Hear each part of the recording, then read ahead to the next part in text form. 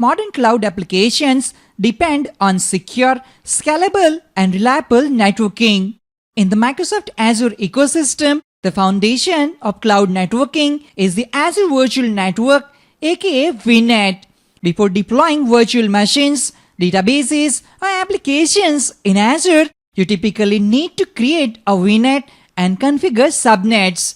In this video, you will learn how to create a new Azure Virtual Network and subnet using the Azure portal. Hello everyone, I hope you are all doing well. I'm Manhar and welcome back to MSFT Webcast. An Azure Virtual Network is a fundamental building block for creating a network within the Azure Cloud Platform. Once created, it allows Azure resources to communicate securely with each other, the internet, and on-premises environments. We can create new virtual networks at any time or while provisioning a virtual machine or other Azure resources. When creating a virtual network, we must define the address space and at least one subnet.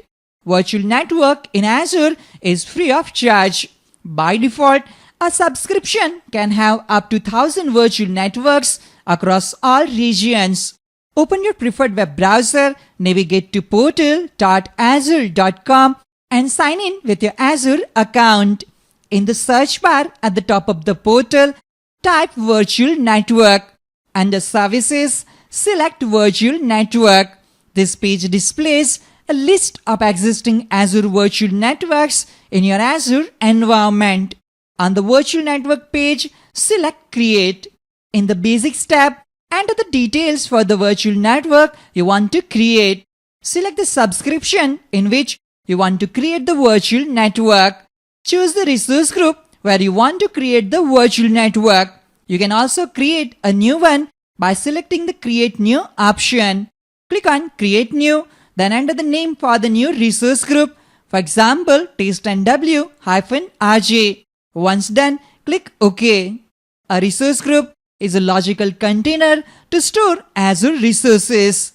In the name field, enter the name you want to assign to your virtual network. For example, test VNet 01. Choose a region to store the virtual network. This will be same as your resource group. We'll keep the East US region selected. At this point, you can click Review plus Create to create a new virtual network with the default settings. Click Next to continue. On the Security tab, choose the security settings you want for your virtual network.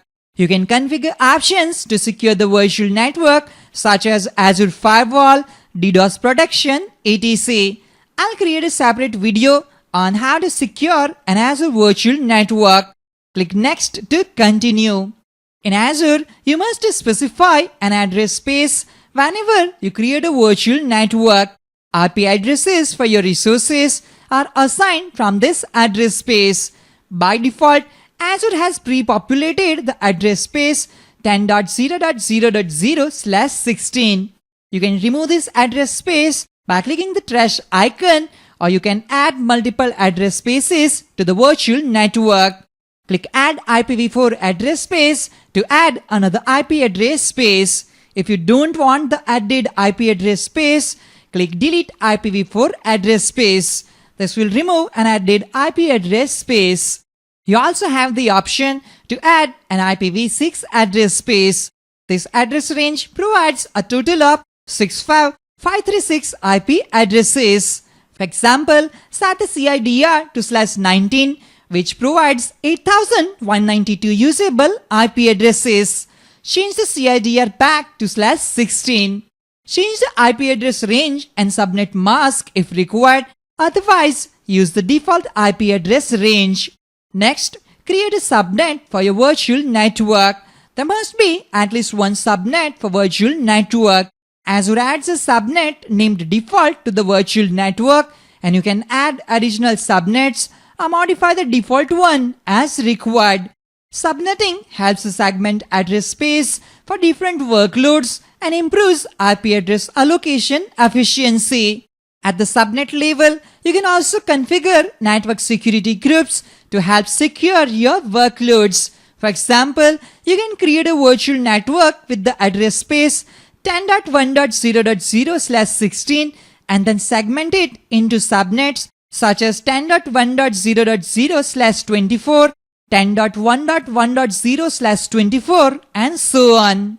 The CIDR block for a subnet is determined by the number of hosts or servers you plan to deploy within it. Add an IP address range and create subnet as required. We are going with one address space and one default subnet. Click Next to continue. Add a tag name and a tag value. Select the Review plus Create tab to review the configurations. Your request will be validated. Once validation passes, click Create to create the resource. The resource deployment process has started. This may take some time, so wait for it to complete. Once the deployment is successfully completed, click Go to Resource. We have successfully created the Azure Virtual Network and a subnet.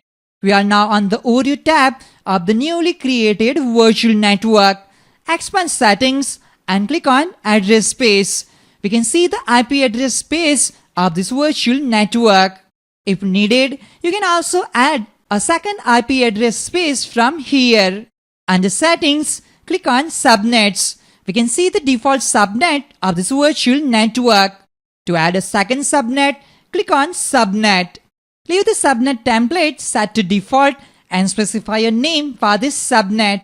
The IP address space is already selected. The next available IP address range from this virtual network is already selected, but you can change it if needed. Verify the subnet address range, which is 10.1.1.0 to 10.1.1.255 according to our selection. Leave the other settings at the default values and click Add to create the second subnet in this virtual network. Wait for the confirmation notification to appear. Verify that this virtual network now has two subnets. In this video, we created a virtual network with the address space 10.1.0.0/16 and added two subnets 10.1.0.0/24 and 10.1.1.0/24. When deploying a supported resource such as a virtual machine, you can select this virtual network and the corresponding subnet. The resource will then receive an IP address from the subnet's address range. These addresses are private IP addresses, and once assigned to a resource, you can choose either a static or dynamic assignment. That's all for this video. I hope you found this video helpful and informative. If you have any questions or comments, feel free to leave them below.